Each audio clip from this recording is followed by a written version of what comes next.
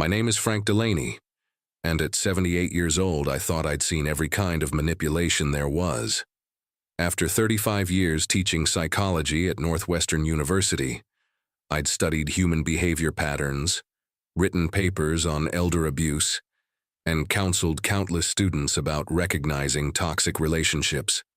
What I never expected was to become a case study myself. It started with a simple fall in my Lincoln Park home last October. Nothing dramatic.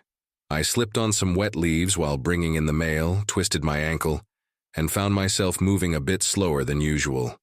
My late wife Margaret used to joke that I was too stubborn to admit I needed help with anything. She was right, as usual. But when my son David called from Denver and my daughter Sarah drove up from Springfield after hearing about the fall, I could see the worry in their eyes. "Dad, we think you need someone here," Sarah said over coffee in my kitchen. "Just temporarily until you're fully mobile again." David nodded from where he sat across from us. "We've been talking and Carla's available. You remember Cousin Carla, right? Aunt Helen's daughter?" I remembered Carla Hensley, 31 years old, recently unemployed from her job as a nursing assistant at a facility in Peoria, and according to family gossip, struggling financially after a messy divorce. She was technically my niece. Helen was my late wife's sister, but we'd only seen each other at family gatherings over the years. "She has nursing assistant experience," Sarah continued, "and since she's family, we thought it would be perfect. We can pay her a fair weekly wage and she can stay in the guest room upstairs." The arrangement seemed logical. Carla arrived the following Monday morning with 2 suitcases and a warm smile. "Uncle Frank," she said, hugging me carefully. "I'm so glad I can help. Don't you worry about a thing, I'll take great care of you." If you enjoy stories of cold-blooded revenge and gripping plot twists, like this video, and subscribe to the channel now. There are brand new, unreleased stories here every day, each one more intense than the last. For the first 3 days, Carla was everything my children had hoped for. She helped me navigate the stairs more safely, prepared nutritious meals in my kitchen, and seemed genuinely concerned about my recovery. She'd ask about my medication schedule, remind me to use my walking cane around the house, and even engaged me in conversations about my teaching days at Northwestern. I began to think my children had made an excellent choice.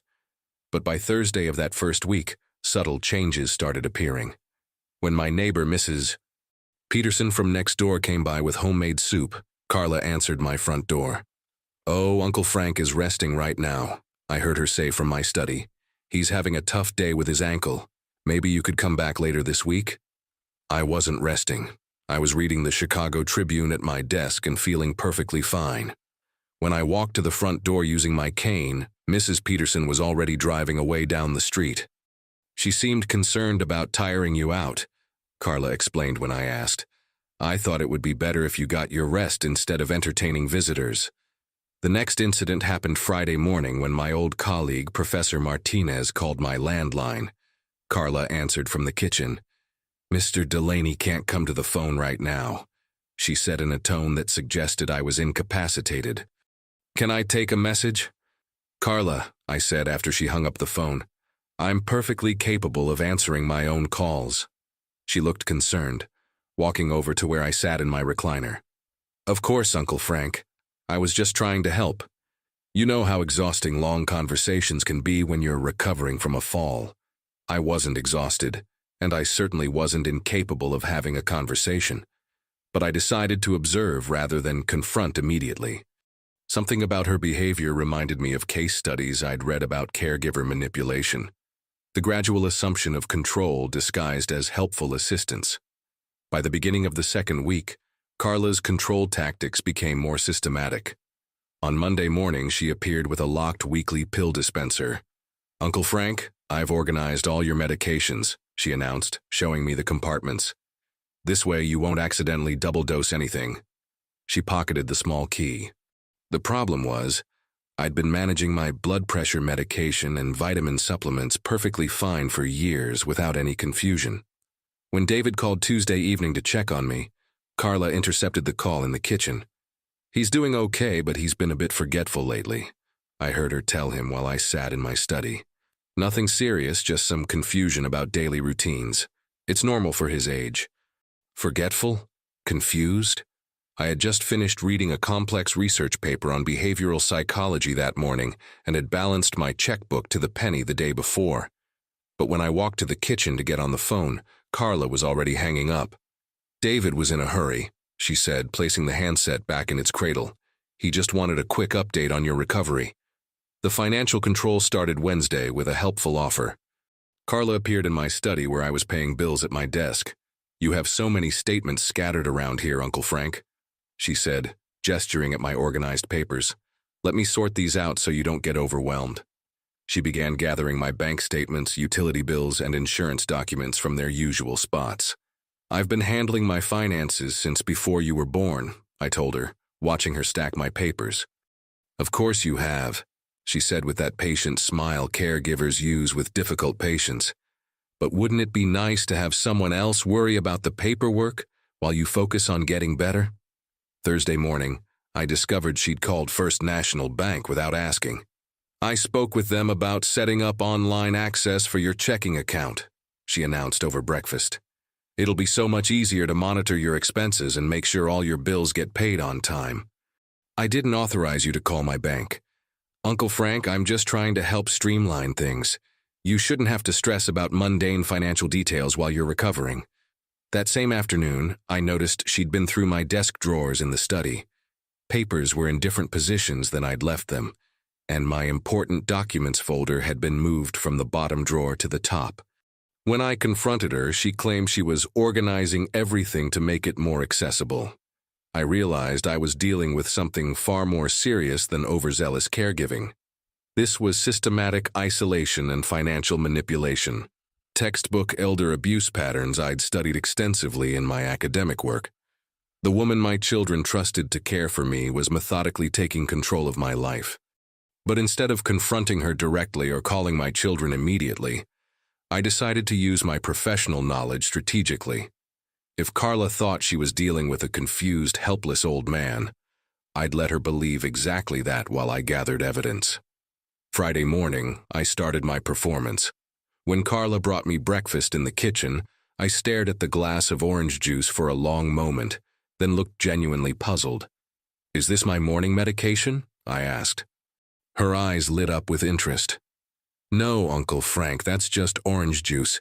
Your pills are right here in the dispenser." She showed me the locked container on the counter. "Oh, right," I said, shaking my head as if clearing mental fog. Sometimes I get things mixed up. Over the weekend, I carefully constructed the persona of a man experiencing mild cognitive decline. I'd forget the names of neighbors who called, ask repeated questions about what day it was, and occasionally seem disoriented about simple tasks. Nothing dramatic enough to alarm my children if they called, but enough to make Carla believe she was dealing with someone who couldn't possibly threaten her plans.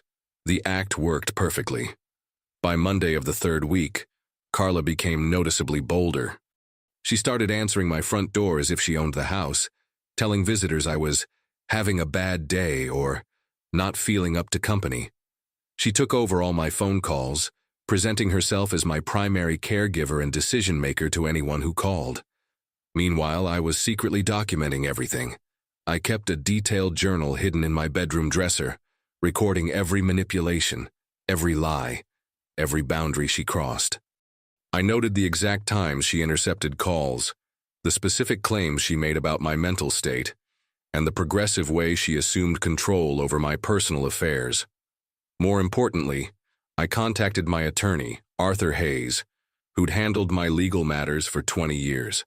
I called him Tuesday afternoon during Carla's grocery run, using my cell phone that she didn't know I kept in my bedroom. "Arthur," I said quietly, "I need your help with a delicate situation." I explained everything to Arthur, the systematic manipulation, the financial control attempts, the isolation tactics. Arthur listened with growing concern from his downtown Chicago office.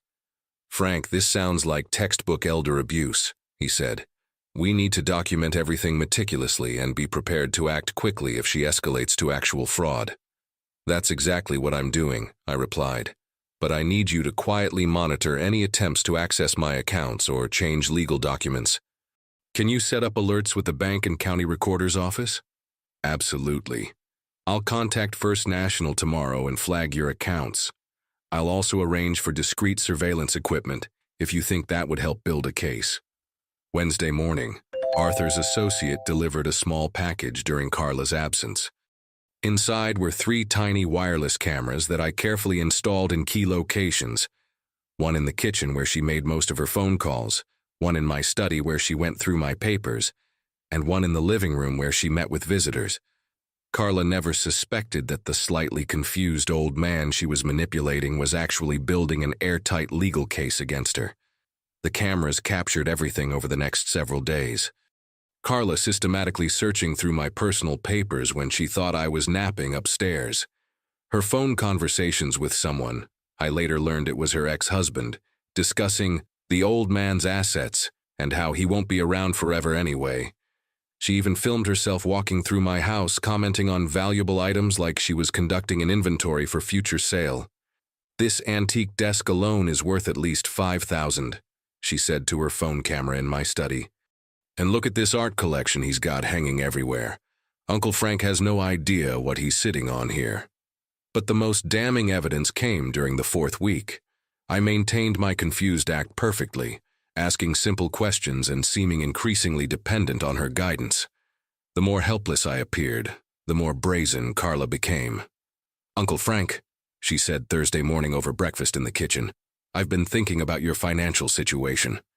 All these bills and bank statements, it's getting overwhelming for someone your age. What if I took over managing everything? I could handle your checking account, pay your bills, make sure nothing important gets missed." I blinked slowly, as if processing the suggestion with difficulty. "I don't know. Margaret always said I should be careful about money matters. But, Uncle Frank, Margaret isn't here anymore to help you, and your children are so far away in Denver and Springfield. I'm here every day, seeing how confused you get with all these numbers and forms. Let me help you properly. I'll take care of everything." "You really think that's what's best?" I asked, playing the uncertain elderly man perfectly. "I know it is," she said firmly. "Tomorrow I'll drive you down to First National. We'll add my name to your accounts as a joint holder, just so I can help manage your finances day to day. It's completely normal for caregivers to have account access." That evening, while Carla was in her upstairs room, I called Arthur from my bedroom. "She's making her move," I whispered. "Tomorrow she wants to take me to the bank to add her name to my checking account." "Don't let her do it," Arthur said immediately. "Once her name is on those accounts, that's where this becomes criminal fraud." "Oh, I'm definitely going," I replied. "But you're going to be there first thing in the morning to alert Mrs. Rodriguez about what's happening. I want every moment of this documented by bank personnel." Friday morning, Carla helped me into her car, with exaggerated care, treating me like a complete invalid. "Don't worry about anything, Uncle Frank," she said as we drove downtown. "I'll do all the talking with the bank people. You just need to sign where they tell you to." At First National, the branch manager, Mrs. Rodriguez, greeted us with professional courtesy but knowing eyes. Arthur had clearly briefed her well the night before. "Mr. Delaney," she said from behind her desk, "I understand you'd like to make some changes to your banking arrangements?" I played my part perfectly, looking uncertain and glancing at Carla for guidance. "I'm not really sure what this is about. Carla says it would make things easier." "It will definitely make things easier," Carla interrupted from the chair beside me. "Uncle Frank gets very confused about financial matters these days. As his full-time caregiver, I need account access to help manage his bills and daily expenses." Mrs. Rodriguez nodded slowly, making careful notes. "I see. Mr. Delaney, adding someone to your accounts is a very significant change. Are you absolutely certain this is what you want to do?" I hesitated convincingly, looking genuinely uncertain. "Well, if Carla thinks it's necessary." "It is necessary," Carla said quickly, leaning forward in her chair. "Where exactly do we sign, Mrs. Rodriguez pulled out the required forms, but I could see her making detailed notes, documenting Carla's pushiness and my apparent cognitive uncertainty. "Mr. Delaney, I'll need your signature here and here," she said, pointing to specific lines on the paperwork. I picked up the pen, then set it down, looking confused. What exactly am I signing again? Just some simple paperwork so I can help you better, Carla said impatiently. Go ahead and sign where she showed you. But I shook my head slowly. I think I should talk to my children about this first. Or maybe Arthur Hayes. Margaret always said never sign anything important without reading it carefully. Carla's mask slipped for just a moment. I saw real frustration flash across her face before she recovered her patient caregiver expression. Uncle Frank, your children specifically asked me to help you with these kinds of decisions. They're busy with their own lives in Denver and Springfield. No, I said with the stubborn uncertainty of someone genuinely confused. I think I need more time to think about this. Mrs. Rodriguez smoothly intervened. Mr. Delaney, there's absolutely no rush with important financial decisions. Why don't you take these forms home, review them carefully, and come back when you feel completely ready? Carla was visibly frustrated as we left First National empty-handed, but she couldn't push too aggressively without revealing her true motives. During the drive back to Lincoln Park, she tried a different approach. Uncle Frank, I'm really worried about you, she said, gripping the steering wheel. These moments of confusion are getting more frequent. Maybe we should schedule an appointment with Dr. Patterson to get you evaluated for memory issues. I understood her strategy immediately. If she could get a doctor to declare me mentally incompetent, she could pursue legal guardianship and gain complete control over my finances and property. It was a sophisticated plan that would have worked perfectly on an actually confused elderly man. Maybe you're right, I said sadly from the passenger seat. I do feel mixed up about things sometimes. That evening I reviewed the camera footage from our bank visit on my laptop in the bedroom. Carla's impatience, her attempts to rush me through signing, her dismissal of my legitimate concerns. It was all recorded in high definition, but she wasn't finished with her scheme. Saturday morning, she made a phone call from the kitchen that she thought I couldn't hear from upstairs. I need to speed this whole thing up, she told her ex-husband. The old man is more stubborn than I expected, but he's definitely losing it mentally. Yes, I know about the house. That's the real prize here. A Lincoln Park property worth at least $800,000. That phone call revealed her ultimate target. Carla wasn't just after my bank accounts. She wanted my house. The property Margaret and I had bought in 1987 for $180,000, now worth nearly $800,000 according to recent assessments. Over the weekend, I let Carla believe her incompetency plan was working. I acted increasingly confused, asked repeated questions about simple things, and even pretended to forget her name once. I'm sorry, I said Sunday morning, looking at her with genuine seeming bewilderment. You're the nice lady who helps me, right? Yes, Uncle Frank, I'm Carla, your niece. I'm here to take care of you. Of course, I said, nodding slowly. Sometimes I forget important things. Monday morning, she called Dr. Patterson's office. I need to schedule a cognitive evaluation for my uncle, she told the receptionist. He's showing clear signs of dementia, and the family is very concerned about his safety. But what Carla didn't know was that Dr. Patterson had been my physician for 15 years. When his office called to confirm the appointment, I privately explained the real situation. Doctor, this woman is trying to manipulate a competency evaluation to gain control of my assets, I told him during a brief phone call Tuesday. I need you to conduct a legitimate assessment that will document my actual mental state. Frank, this is clearly elder abuse, Dr. Patterson said immediately. We should report this to Adult Protective Services. Not yet, I replied. I want to catch her in the act of actual fraud first. When she brings me in, please conduct a thorough evaluation and document that I'm completely competent. I'll need that evidence for the legal case. Meanwhile, Arthur had been monitoring all my financial accounts and property records for suspicious activity. Wednesday morning, he called with urgent news. Frank, someone attempted to initiate a property deed transfer on your house yesterday evening. The request was submitted online using forged documents claiming you have severe dementia and listing Carla Hensley as your legal guardian. This was the evidence I needed to end Carla's scheme permanently. "Can you stop the transfer?" "Already done." I flagged it as fraudulent and notified the county recorder's office immediately. "But Frank, we need to act now. This is felony fraud, forgery, and elder abuse." Thursday morning, I maintained my confused act while Carla prepared for what she thought would be her final victory.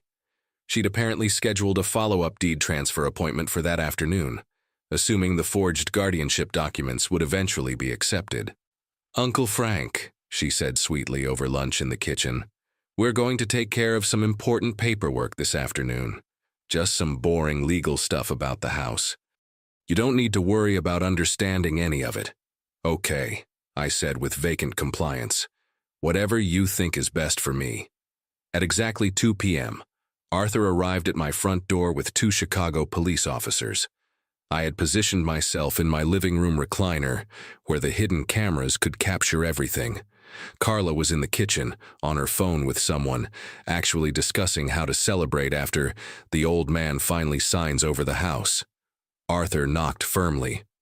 Carla answered with her usual caregiver authority, blocking the doorway. "I'm sorry," she said, "but Mr. Delaney can't have visitors today. He's having a particularly bad day mentally." "I'm Arthur Hayes, Mr. Delaney's attorney," Arthur said formally. "These are Officers Martinez and Thompson with the Chicago Police Department. We need to speak with both you and Mr. Delaney immediately regarding suspected fraud." The color drained completely from Carla's face, but she tried desperately to maintain control. "Uncle Frank is very confused today. He really can't understand legal matters or make decisions." That's when I stood up from my recliner, walked to the front door with perfect composure and balance, and spoke in my clearest, most authoritative professor voice. "Actually, Carla, I understand legal matters perfectly well. Gentlemen, please come in. I believe you'll find everything you need to arrest this woman for attempted fraud, elder abuse, and document forgery." The look on Carla's face was worth 35 years of teaching psychology. Complete shock, followed by desperate mental calculation, then the dawning realization that she'd been completely outmaneuvered by the confused old man she'd been manipulating. "Uncle Frank, what are you talking about?" she stammered. "You've been so confused and forgetful lately." Arthur opened his briefcase and pulled out a thick manila folder. "Ms. Hensley, we have 4 weeks of recorded video evidence showing your systematic attempts to manipulate and defraud Mr. Delaney. Hidden cameras captured your conversations about his assets, your attempts to forge guardianship documents, and your specific plan to illegally transfer his property to yourself." Officer Martinez stepped forward with handcuffs. "Carla Hensley, you're under arrest for attempted grand theft, elder abuse, fraud, and forgery." As they read her Miranda rights, Carla made one last desperate appeal. "This is completely insane. I was taking care of him. He needed my help." "No," I said calmly, watching from my doorway. "You needed money and you thought you could steal it from a confused old man. Unfortunately for you, I was never confused. Just disappointed that someone from our own family would stoop to elder abuse." Within 3 hours, David and Sarah had driven in from Denver and Springfield, respectively. They were shocked and horrified when Arthur showed them the camera footage of Carla systematically going through my belongings and discussing my assets like she already owned them. "Dad," Sarah said, tears in her eyes as we sat in my living room. "We had no idea what she was really doing. We thought we were helping you." "You were trying to help," I assured her. "But some people see family trust as opportunity and kindness as weakness to be exploited." The legal consequences for Carla were severe and swift. She was formally charged with multiple felonies, including attempted grand theft, elder abuse, fraud, and document forgery. Her nursing assistant license was permanently revoked by the state, and she faced up to 10 years in Illinois State Prison. More importantly, word of her crimes spread quickly through our extended family, ensuring she'd never again have access to vulnerable elderly relatives.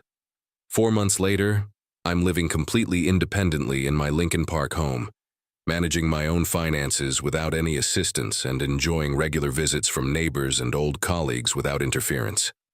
I hired a legitimate home health aide through a licensed agency, someone properly bonded and background checked who helps with housework twice a week, but never presumes to control any aspect of my personal life. This experience reinforced something I'd taught my psychology students for decades. Predators rely entirely on their victims remaining silent and isolated. By carefully documenting everything and seeking proper legal assistance, I turned Carla's own manipulation tactics against her completely. If you enjoyed this story, please like this video and leave a comment telling me what you thought. And if you're not already subscribed to the channel, please subscribe and hit the notification bell to receive alerts for new stories like this one. Thank you for watching, and I'll see you next time.